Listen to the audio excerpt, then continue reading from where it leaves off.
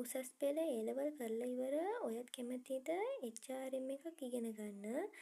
HRM කිව්වොත් course තියෙනවා, diploma තියෙනවා, ඩිග්‍රී තියෙනවා. ඔය ලෙවල් එකකින් Tamanට කැමති එකක් තෝරගන්න පුළුවන් ඒ සුදුසුකම් අනුව. HRM එකක් කියන්නේ ආයතනයක සම්බන්ධ සියලු කටයුතු සැලසුම් කිරීම, සංවිධානය කිරීම සහ කළමනාකරණය කිරීම. HRM එකක් ඔයාලා ඉගෙන ගන්න කැමති නම් ලංකාවේ යුනිවර්සිටි වගේම කැම්පසුත් තියෙනවා.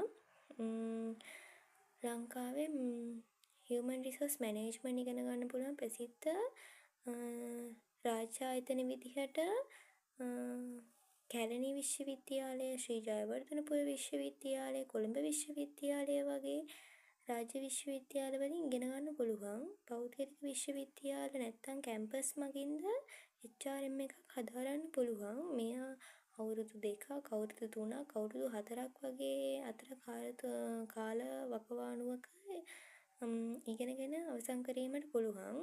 SLTC යුනිවර්සිටි එක, හොරිසන් කැම්පස්, KIU යුනිවර්සිටි, ඒ වගේම LPEC කැම්පස්, IMBS කැම්පස්, ඒ වගේ ප්‍රයිවට් කැම්පස් වලින් ඉගෙන ගන්න පුළුවන්. මම කරන්නේ LPEC කැම්පස් එකේ ඩිග්‍රී එක. ඒක ගොඩක් හොඳ කැම්පස් එකක්. ඒ වගේම NSPN ග්‍රීන් යුනිවර්සිටි එක නැත්නම් ජෝන් කොතලාවල එක, ඒ වගේ NIBM එක, ඒ වගේ කැම්පස් වලින් පුළුවන් HRM එකක් හදාරන්න. නැත්නම් ESOF Metro campus, ICBT campus, ඔය වගේ කැම්පස් වලත් HRM සම්බන්ධව ඉගෙනීම් කටයුතු කරනවා. සාමාන්‍යයෙන් HRM එකක් කරන කෙනෙක් දැනගෙන ඉන්න බෑ HRM එක මොන වගේ සබ්ජෙක්ට් තියෙන්නේ කියලා. HRM එක සාමාන්‍යයෙන් තියෙන්නේ මානව සම්පත් කළමනාකරණය පිළිබඳව හඳුන්වා දීමක් කරනවා.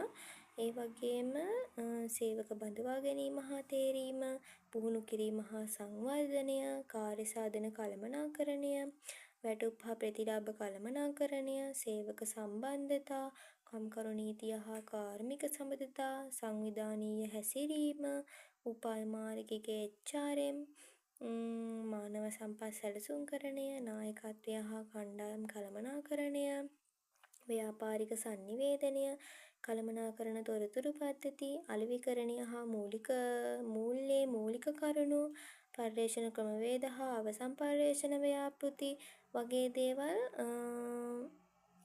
HRM එකට සම්බන්ධව සබ්ජෙක්ට් වශයෙන් යනවා. එය කැම්පස් එකෙන් කැම්පස් එකට වෙනස් වෙන්න පුළුවන්.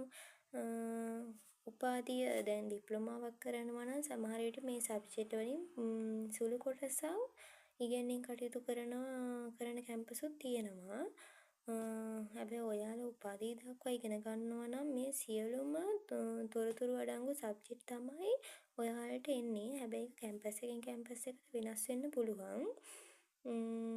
ඒ වගේම HRM උපාධියක් නැත්නම් ඩිප්ලෝමාවක් කරාගෙන පස්සේ ඔයාලා ඉස්සල්ලාම ආයතනයක ඉන්ටර්න්ෂිප් නැත්නම් ට්‍රේනින් වශයෙන් යන්න ඕනේ.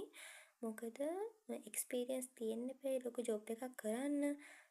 එතකොට ඊට පස්සේ ඔයාලට ආයතනයක නැත්නම් ෆැක්ටරි එක, ගාමට් එකක්, ඒ වගේ ආයතනයක යනවා නම් ඔයාලට මානව සම්පත් සහකාර, මානව සම්පත් නිලධාරී, මානව සම්පත්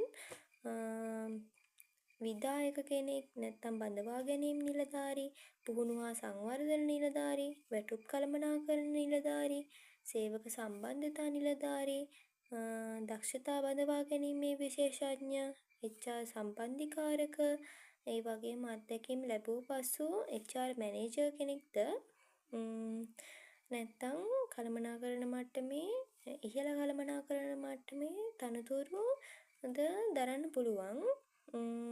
ඔයාලා මේ වගේ එකක් කරොත් HRM එකට සම්බන්ධ වුණොත් ඔයාලට HRM එක ඉවර වුණාට පස්සේ, ඒ කියන්නේ ඉගෙනගෙන ඉවර වුණාට පස්සේ ඔයාලට පුළුවන් බැංකුවක රක්ෂණ සමාගම්, ඇගලුම් කර්මාන්ත, ගාමන්ට් ඉන්ඩස්ට්‍රි කියන්නේ ඒකට.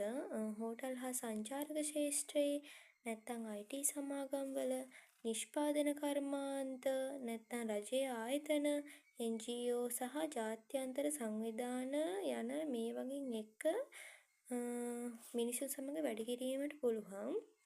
ඒ වගේ එක ගියාම ඔයාලට ට්‍රේනින් එක නැත්නම් ඉන්ටර්න්ෂිප් එක ගිහින් ඉගෙනගෙන යන එක ගොඩක් වටිනවා.